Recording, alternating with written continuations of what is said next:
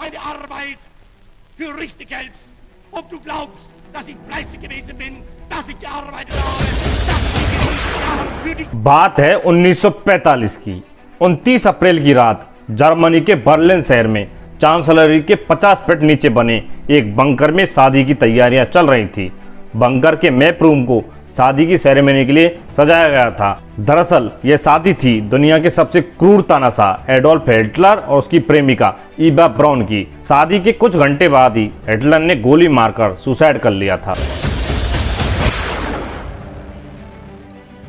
आज की इस वीडियो में बात करेंगे उसी क्रूर तानाशाह एडोल्फ हिटलर की। हम आपको दुनिया में घटित घटनाओं के टॉपिक्स को आसान भाषा में समझाते हैं, इसलिए चैनल को सब्सक्राइब करके सपोर्ट करना मत भूलना, क्योंकि आपका इसमें कुछ नहीं जाएगा लेकिन इससे हमारी बहुत हेल्प होगी। दरअसल आज हम जिस हिटलर को तानाशाह और यहूदियों का नरसंहार करने वाले के रूप में जानते हैं, वह कभी वियना में पेंटिंग बेचता था। 20 अप्रैल 1989 जर्मनी के ब्रोनो शहर में हिटलर का जन्म हुआ। उसने महज 14 साल की उम्र में पिता को और 5 साल बाद अपनी मां को भी खो दिया।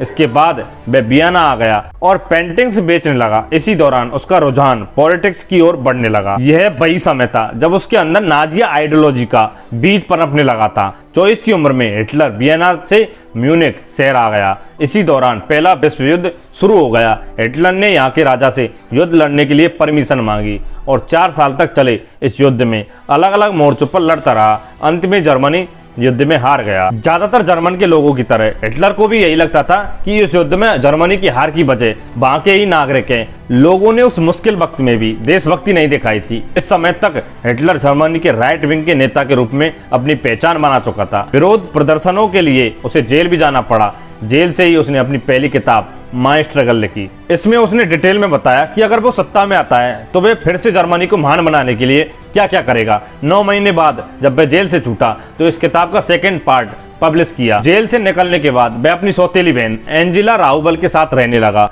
वहां वह अपनी भतीजी से आकर्षित हो गया। हिटलर से परेशान होकर उसकी भतीजी ने सुसाइड कर लिया, जिसके बाद से हिटलर काफी परेशान रहने लगा। इसी बीच उसकी मुलाकात हुई ईवा ब्राउन से। ईवा ने हिटलर को शादी के लिए प्रपोज किया, लेकिन उसने इनकार कर दिया। इसके बाद ईवा उसकी गर्लफ्रेंड बनकर रहने लगी। फिर 1939 में शुरू हुआ दूसरा विश्व युद्ध। इस दौरान अमेरिका ने ऑफिस ऑफ स्ट्रेटेजिक सर्विसेज नाम से एक इंटेलिजेंस एजेंसी बनाई, जिसके रिसर्च एंड एनालिसिस ब्रांच को हेड कर रहे थे विलियम लैंगर। इनके ही छोटे भाई वॉल्टर लैंगर ने 1943 में the psychological analysis of Adolf Hitler नाम से एक कैरेक्टर एनालिसिस पब्लिश किया, जिसमें हिटलर के व्यवहार को बताते हुए भविष्यवाणी की कि हिटलर युद्ध में जर्मनी के सरेंडर से पहले ही आत्महत्या कर लेगा। अप्रैल 1945 तक सोवियत आर्मी ने बर्लिन को चारों ओर से घेर लिया। बढ़ते खतरे को देख हिटलर चांसलरी में बने 18 कमरों वाले एक बंकर में चला गया, जो जमीन से करीब 50 फुट नीचे बना था। यहीं हिटलर ने अपना आखिरी वसीयतनामा भी लिखा और अपनी प्रेमिका ईवा से शादी भी की। अगले दिन जब हिटलर को पता चला कि सोवियत सेना बर्लिन के अंदर घुस आई है, तो उसने अपनी पत्नी के साथ आत्महत्या करने का फैसला किया। सबसे पहले उसने अपने कुत्तों को जहर दिया, फिर अपनी पत्नी और फिर खुद भी जहर खा लिया, जिसके बाद खुद की सर्विस पिस्टल से खुद ही को गोली मार ली। हिटलर की आखिरी वसीयत में उसकी मौत के बाद सभी शवों को जलाने की बात लिखी थी। उसके बाद उसके करीबियों ने ऐसा ही किया। 7 मई 1945 को जर्मनी ने सोवियत सेना के सामने घुटने टेक दिए। फिर तलाशी शुरू हुई हिटलर की। बंकर में बुरी तरह जले हुए शव मिले, जिनमें हिटलर को पहचानना बेहद मुश्किल था। काफी समय तक यह विवाद बना रहा कि हिटलर सच में मारा गया था या फिर भाग निकला।